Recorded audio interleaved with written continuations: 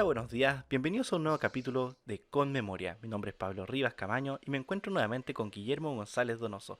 Guillermo, ¿cómo estás? Bienvenidos a un nuevo capítulo y a acompañar a la gente en este inicio de semana.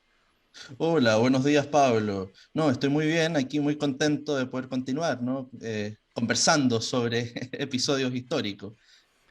Exactamente, ha sido bastante agradable este ya nuestro tercer capítulo. La gente en el canal nos ha recibido bastante bien. Leemos los comentarios, así que vamos a estar tomando los comentarios que nos parecen más apropiados y vamos a ir incorporando ciertas cositas al programa mientras vayamos avanzando. Así que para recordar que Fantástico. Guillermo es licenciado en Historia de la PUC y que además de eso es el encargado de contenidos de Red Cultural con quien estamos en colaboración haciendo este programa. Así que Perfecto. Guillermo, partamos. Este lunes 14 de febrero, día de San Valentín, día de los enamorados. Creo que el día del amigo también le agregaron ahora, obviamente, para Sí, dejar a todo adentro. Y partimos con el asesinato de James Cook, explorador británico, lunes 14 de febrero. bueno, ¿no? Ya que mencionaste el 14, ¿no? Yo creo que ese también va muy asociado, ¿no? Al santoral católico, ¿no? Pero recordar, ¿no? Había un obispo de Roma, o sea, un Agustín de Roma, obispo, que se hizo famoso, ¿no? En las persecuciones cristianas por casar, ¿no? Bajo el rito cristiano a parejas perseguidas, ¿no? Que tenían que ocultar su fe, y muchas de estas parejas no eran centuriones o miembros de la administración. Entonces, de alguna manera va a pasar como la idea del santo, ¿no? Del amor, ¿no? Así que es interesante también ver las raíces culturales de aquello, ¿no? Eh, y bueno, y recordábamos un personaje que quizá para nosotros no es tan conocido culturalmente. Los niños no crecen con el Captain Cook, ¿no? Como Cook es el símbolo del explorador moderno. Es el símbolo también del hombre moderno, en una faceta muy bonita, uno diríamos, ¿no? Tú dices, bueno, recordamos su trágica muerte asesinado en las islas de Hawái, ¿no? En ese tiempo llevaban el nombre de Sandwich, ¿no? Por Lord Sandwich, ¿no? Esas islas del Pacífico. Él era un explorador. Es un hombre fascinante. O sea, en el Reino Unido y en el mundo anglosajón, los jóvenes crecen con sus historias, se leen, hoy día contamos con sus diarios a bordo, podemos seguir su capacidad de liderazgo de una tripulación recorriendo mares nunca antes explorados. Hay que pensar que estamos en una época en donde no se conoce el mundo del sur, por ejemplo, del Pacífico, no se sabe sobre la Terra Australis, ¿no? Oceanía, la Australia, la idea de que habría una masa de tierra, pleno siglo XVIII, estamos en la época de la revolución científica, el desarrollo muy rápido de la cartografía, ya con métodos modernos. Y él es un hombre también de su época, es campesino, es lo que fascina de su historia. Es un hombre de un origen muy humilde, ¿no? Diríamos, una persona que estaría más bien destinado en pleno siglo XVIII a continuar una vida en la tierra, como sus antepasados, pero la educación en el campo y el buen ojo que tuvo el patrón de sus padres, de ver que era un chico aventajado, muy rápido en matemática, que tenía de alguna manera un futuro, hace que él pueda seguir educándose, acceder a la armada, a la vida marina. Él quería de alguna manera ser marino, pero de alguna manera en la oficialidad todavía había un espíritu en pleno siglo XVIII, ¿no? Recordemos las proezas después de Nelson, ¿no? La idea de la Armada Británica. Él no era de alguna manera un aristócrata en el sentido tradicional, y por lo tanto, eh, de alguna manera estaba mucho más decidido a asumir empresas que lo pudieran elevar.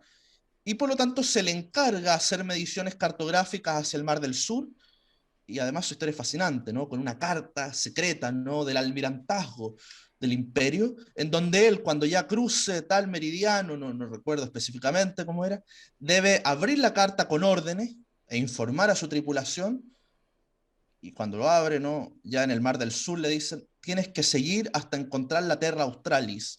Va a llegar hasta la actual Nueva Zelanda, ¿no? Va a rodear también las tierras que anteriormente no habían sido encomendadas por Lord Tasman, ¿no? Por eso la Tasmania, ¿no? Las islas del sur, e incluso llegará a las zonas iniciales de los hielos, avanzando hacia el sur. No podrá dar, no, lo que se esperaba era que recorriera la Australia moderna y la rodeara, pero lo hará con Nueva Zelanda. Además, una expedición que marcará de alguna manera la imaginación del imperio, esta idea de ir al fin del mundo. No por nada Australia y Nueva Zelanda se van a convertir también en un sueño constante para los ingleses. Eh, y además, no acompañado, diríamos en la época, era un viaje oficial de la Armada, pero había un millonario, una especie de Elon Musk de la época. Diríamos que incluso pagó lo mismo que un pasaje a la Luna hoy día, ¿no? El señor Joseph Ajá. Banks, o sea, un millonario, está, para que veamos que los tiempos no son tan distintos. Y él dice, yo me quiero sumar a ese viaje que va al sur del mundo, porque él tenía aficiones botánicas.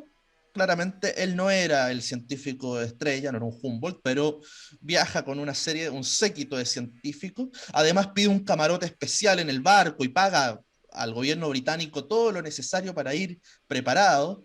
Eh, y luego Banks también será una de las grandes figuras modernas, ¿no? En torno a la exploración científica y a este sueño que después muchos le seguirán, ¿no? El mismo Humboldt, luego los más conocidos, ¿no? Darwin, que también se suma a una expedición de cabotaje del Imperio Británico, con el afán también de hacer ciencia con un sueño de exploración, ¿no? El científico también como el hombre que se lanza al mar.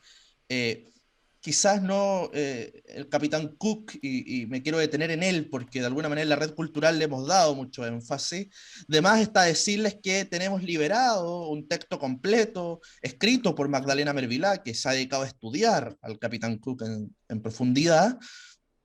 Tenemos una clase liberada también que después la podemos compartir porque es Eso lo un encontramos en el hombre, canal de YouTube de Red sí, Cultural Magda de red Merila. cultural. Así Perfecto. que les paso el dato. Eh, y es un hombre fascinante porque es un hombre que también que aprende, que te enseña en sus propios diarios el liderazgo, saber manejar a una cantidad de hombres que tú los estabas llevando a un lugar desconocido, y cómo hacerte respetar, pero al mismo tiempo ser una persona, un líder cercano. Fue un gran líder en ese sentido, ¿no? Posiblemente quizás su falta de modos aristócrata, su cercanía muchas veces, o su entender a la tripulación lo hizo un hombre muy cercano y fue de los grandes hombres, diríamos, de mérito de esta sociedad inglesa que le hace hoy día ser reconocido, ¿no? Como un gran explorador. En una cultura naval que era profundamente, ¿no? Elitista, de alguna manera es un hombre que tiene mucho mérito en su historia. Nuevamente. Eso me recuerda a una canción de un grupo argentino, Sumo, Perfecto. vocalista inglés, escocés, en el cual en la canción se llama Los viejos vinagres y menciona no termines como el Capitán Cook. Ahora entiendo a qué Ah, se perfecto. refería. Asesinado, lamentablemente. Claro, bueno, y hay que contar el final, ¿no? Que en toda esta exploración termina asesinado, ¿no? Desembarcando en las islas del Pacífico, polinésicas, en las islas de Hawái, y es asesinado, ¿no? Por un grupo de nativos. Pero de alguna manera él ya da el inicio de lo que va a ser el gran proceso de ocupación de ese territorio tan extenso, ¿no? Del Pacífico. Claramente. Para el día 15 de febrero, martes 15 de febrero, vamos con otro explorador también, británico e irlandés en este caso. Sí, totalmente, ¿no? Muy, muy irlandés, ¿no? Del interior de Dublin, Shetland. eh, Estamos hablando de un personaje que hoy día ha sido muy, muy revisitado, valorado. De alguna manera, él continúa la larga genealogía del Capitán Cook, el sueño británico de conectar el mundo, ¿no? Este sueño también del imperio, pero como la primera globalización, el mundo moderno que está interconectado por vías comerciales y por lo tanto vías libres. Eh, Ese sueño, ¿no? Lo lleva a él a querer explorar el sur también del mundo, la Antártica, ¿no? Si bien uno de los sueños era el paso del noroeste, el Ártico, la Antártica sí que era la masa de Terra Australis desconocida, hasta el día de hoy, ¿no? Es una masa tremenda, ¿no? Si pensamos en el Chile Antártico, Mm. es una masa de tierra enorme, eh, y por lo tanto hará al menos no tres grandes expediciones eh, conocidas. En una de ellas, ¿no? Las primeras ya él irá como ayudante, la enfermedad no le permitirá continuar, pero su gran expedición del Endeavour, ¿no? Su gran expedición de avanzar, ¿no? Por los hielos, Eh, Él soñaba con cruzar el continente antártico, y en esta gran expedición avanza 200 kilómetros por el continente, dejando el barco varado en el hielo. Entonces, cuando buscamos a Shackleton, vamos a encontrar esas masas de hielo y ese barco ahí estancado donde los hombres tienen que bajarse, como en esta serie de Amazon Prime, que ustedes pueden ver, que se llama The Terror, ¿no? Que pasa en el Mar del Norte, pero es muy similar, el barco varado, y un capitán que se queda con una tripulación que tiene que decirle, bueno, hagámonos la idea de quedarnos 1 o 2 años acá, sobreviviendo, en el hielo, en la nada, pero con el Oh, afán de seguir explorando. Es tremendo, ¿no? Un hombre que luego de eso va a intentar nuevas expediciones, en una de ellas oficiales de la Armada chilena participarán, por lo tanto, de alguna manera con la misión Shackleton en la Antártica. También está el origen de la soberanía chilena en ese territorio. Es una historia muy, muy bonita, pero ya solo no imaginarse lo que era pasar del mundo continental, el mar de Drake, y llegar a este continente de hielo, habla, ¿no?, de las proezas, y estamos hablando de que son proezas que van a durar hasta los años 20. En su intento por cruzar, lo convertirá en Sir, ¿no? También, ¿no? El ejemplo de convertirse en la era eduardiana, en este caso en la Inglaterra de comienzos del siglo XX, de cómo el mérito, el esfuerzo personal, el sueño de explorar, de ofrecer un servicio a la humanidad, también es un motor de ascenso y de prestigio personal, ¿no? Son un poco héroes, no en un panteón de una cultura que es profundamente aristocrática, ¿no? O sea, sus grandes héroes pertenecen a los grandes líderes militares o políticos, pero que están dispuestos a incluir en ese panteón a estos hombres que prestan servicios de mérito, que se le llama. No por nada, ¿no? En Westminster vamos a encontrar a hombres de ciencia, puede estar enterrado Shakespeare, ¿no? Que era un dramaturgo, donde están las tumbas de los reyes. De alguna manera, eso es lo fascinante de este mundo moderno, ¿no? De estos hombres que hasta, les reitero, los años 20 siguen soñando con explorar el mundo. hablando de años 20 y explorar el mundo, 16 de febrero, día miércoles, Howard Carter y la tumba de Tutankamón.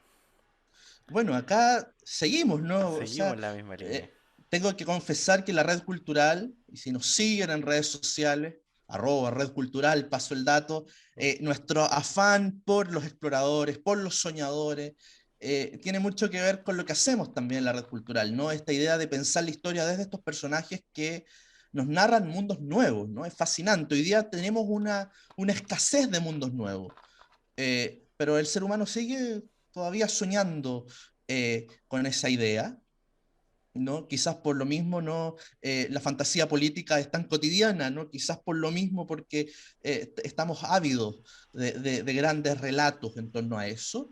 Y el caso de la expedición Carter, ¿no? En el Nilo, descubriendo esta tumba tan particular, ¿no? Y tan alajada, que era la de Tutankamón, con este busto en el Museo Británico que nosotros, perdón, en el Museo del Cairo, que nosotros asociamos tanto al símbolo de lo egipcio propiamente tal, y esta cultura de las momias, ¿no? En distintos periodos. El caso de Tutankamón además es fantástico porque era un faraón niño, en un paso dinástico muy complejo en la historia del antiguo Egipto, ¿no?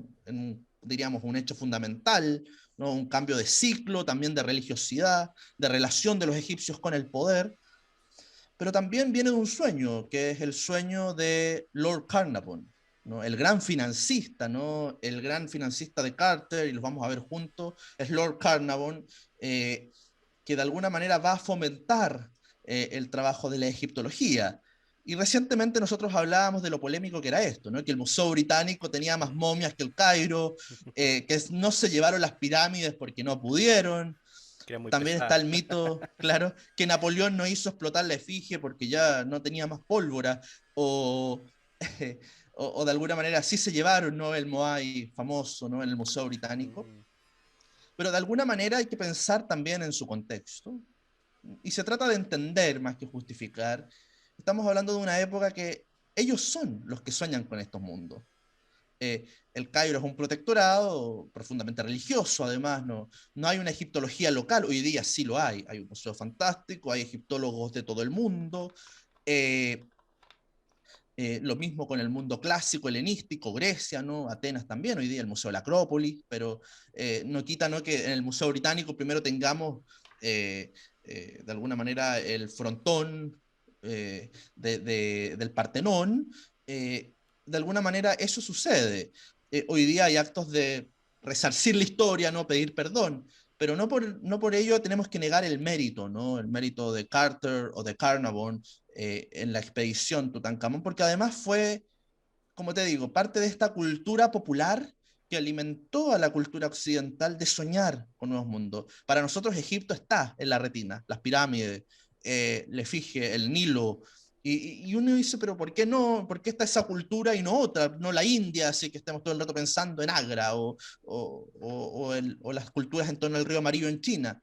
Y es porque fue en esta época, ¿no?, finales del 19, comienzos del 20, en que se alimentó este sueño oriental, exótico, pero también de ciencia, de modernización. Finalmente, si en estos países se ha podido desarrollar una buena historia, una buena arqueología, un buen cuidado del patrimonio, ha sido porque se ha fomentado desde el centro, eso hay que reconocerlo. Y por lo tanto hace muy, muy compleja la discusión. No es llegar y decir, eh, Devuelvan el Moai.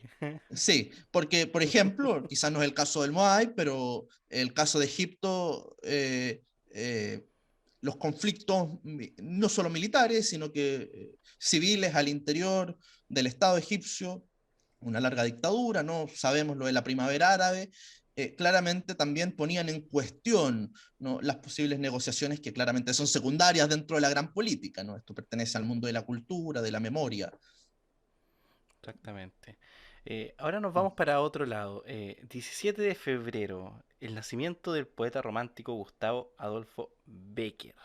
Si no me equivoco, Bueno, está bien pronunciado, Bécquer. sí, Baker, ¿no? Español, españolísimo, ¿no? Un soñador de la Castilla vieja, romántico, diríamos, porque coincide con la era del romanticismo en Europa, pero un poeta muy particular, un poeta que quizás todos conocimos, ¿no?, por sus versos, sus famosas rimas, las rimas de Becker, está muy, muy arraigado en la cultura popular.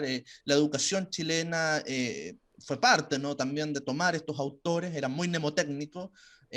Sus versos son parte, de alguna manera, sus versos románticos, de alguna manera antecedieron a los grandes románticos del 20, el mismo Neruda, ¿no? Bueno, muy polémico quizás tocar estos Sí, temas, pero, pero de alguna manera es parte de... también está la idea del poeta romántico, ¿no? La idea del poeta joven que mantiene esa juventud y que muere en la juventud, ¿no? Es el caso además de Becker en su versión española, pero también un gran valorizador o que pone en valor la cultura española en tiempos que estaba muy, muy desmejorada.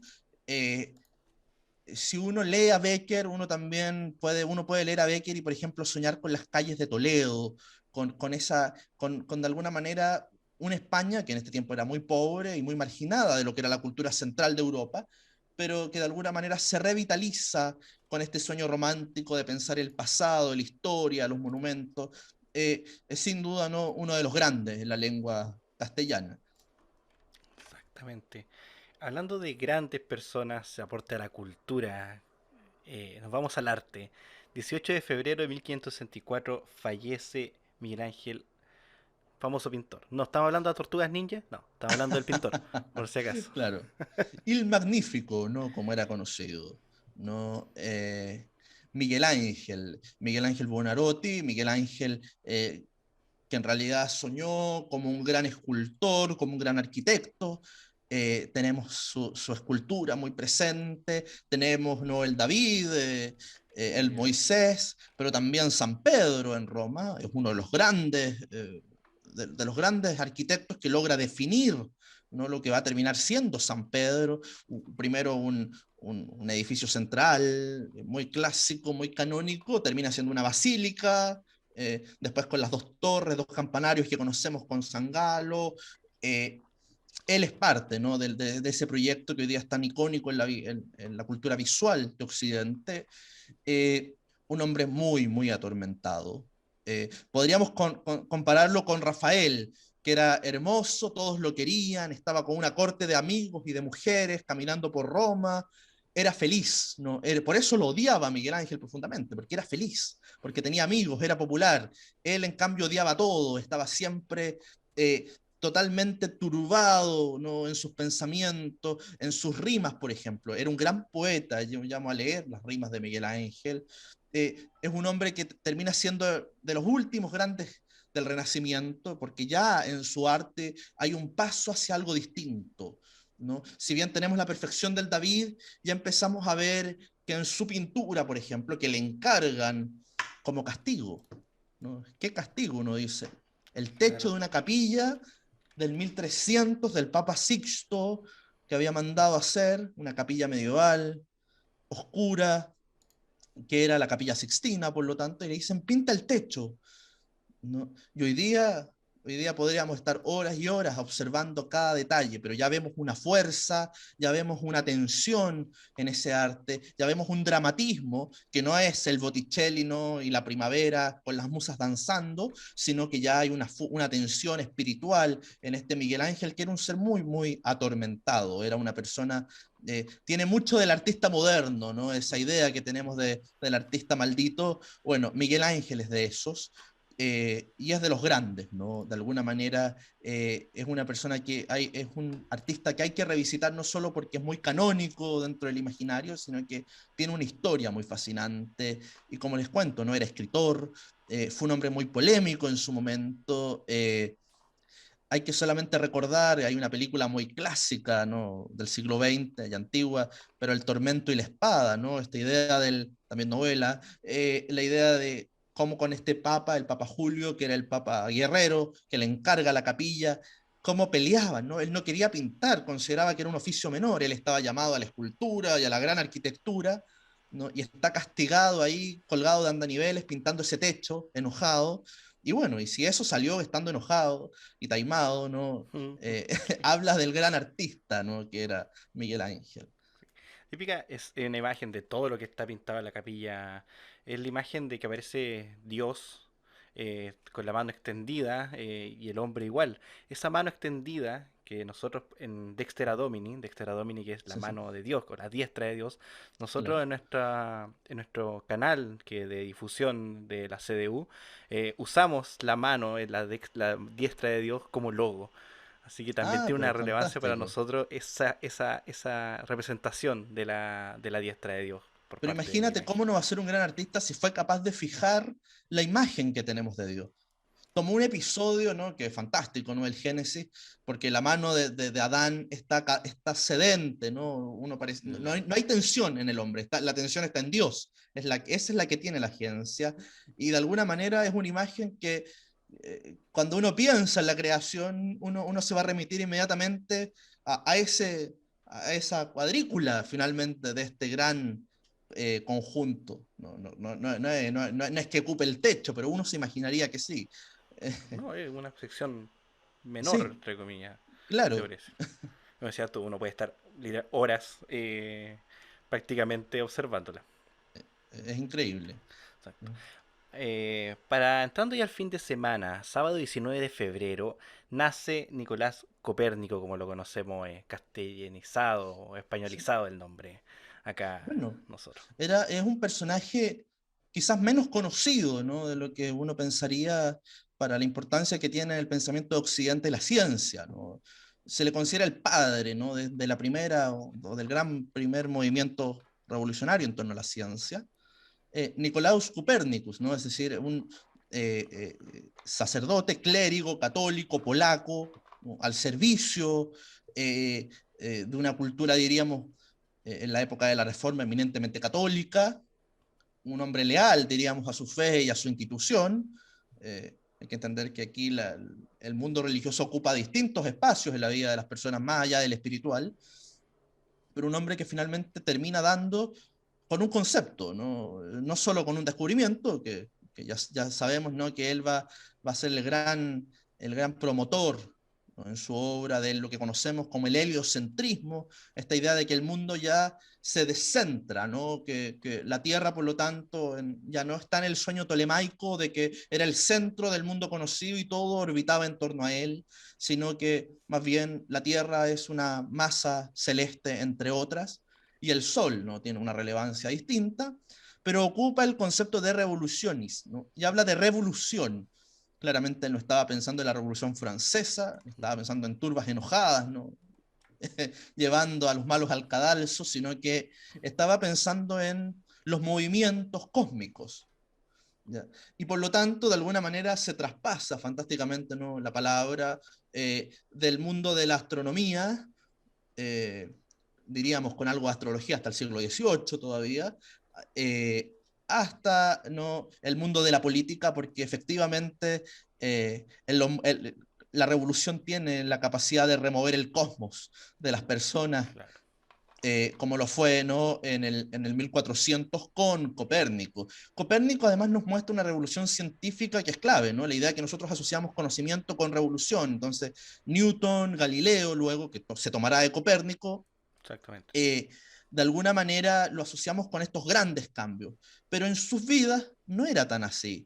De hecho, hay que recordar que Copérnico y Galileo son fieles, ¿no?, de la Iglesia, son fieles de la institucionalidad de su momento, no van a renunciar nunca a ella, pese al castigo que eso pudiera tener. No son un Giordano Bruno que arde las llamas, ¿no?, por sus teorías heréticas.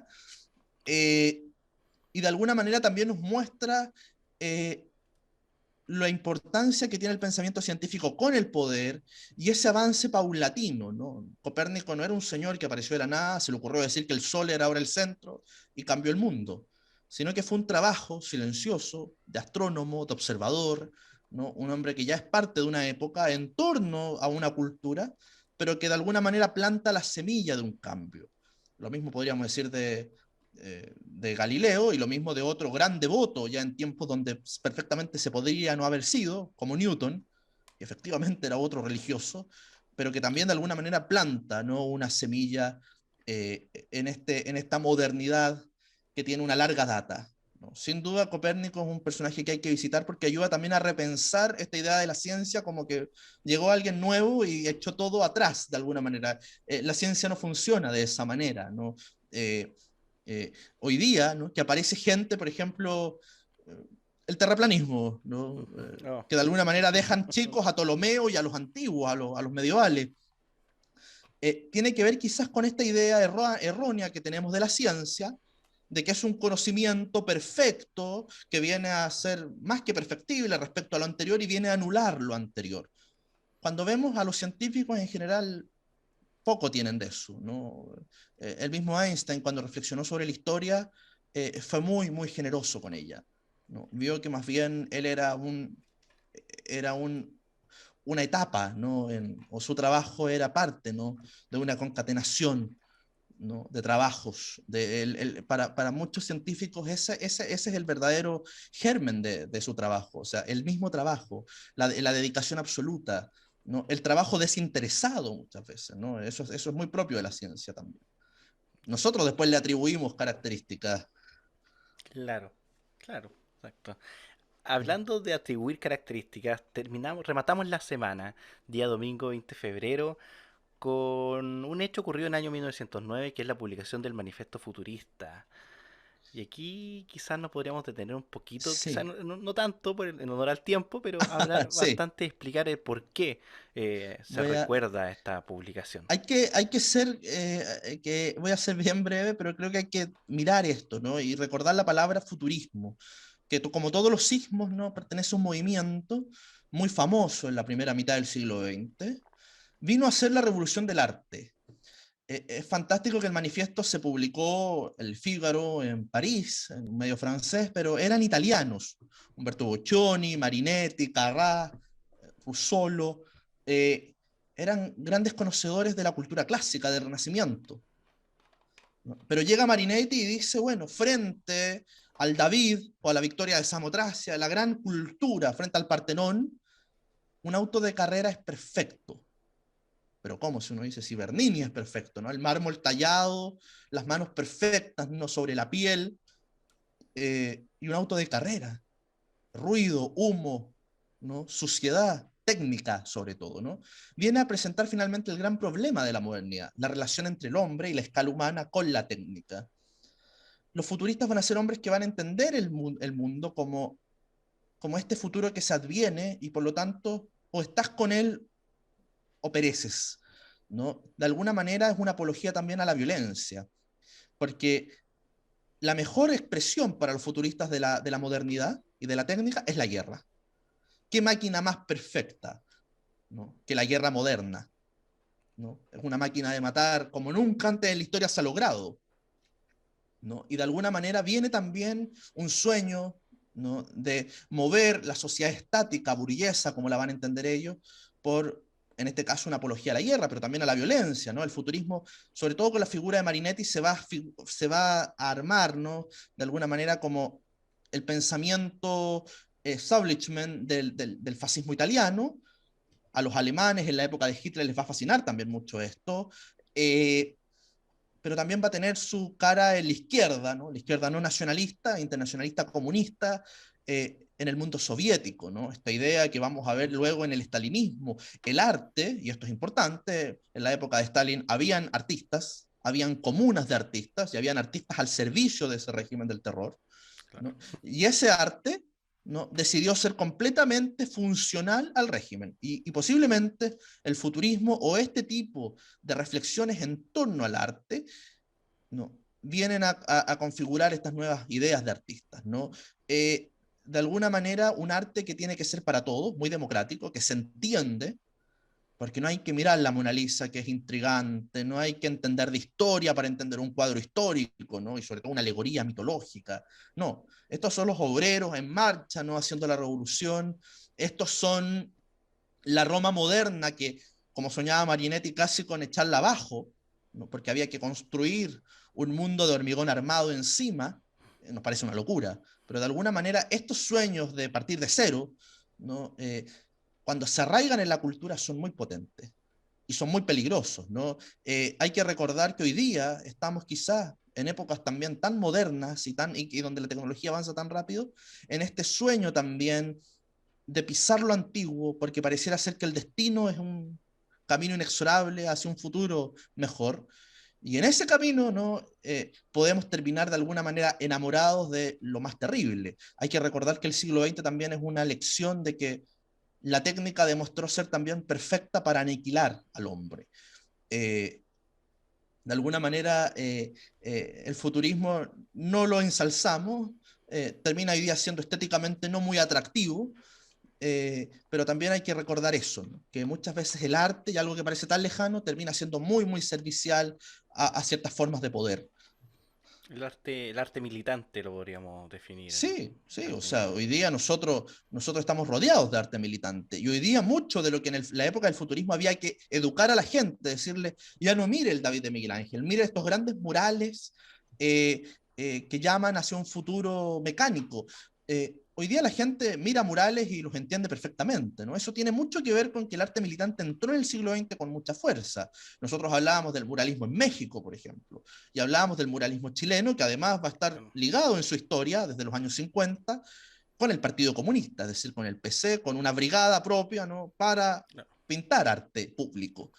De alguna manera, cuando miremos eso, más allá de condenarlo o no y verlo en su contexto, no estoy diciendo que esto sea lo mismo que el fascismo italiano, nada, pero hay que recordar que esos murales tienen una carga política y hay una decisión detrás. Yo creo que eso nos recuerda, ¿no?, recordar al manifiesto de estos futuristas.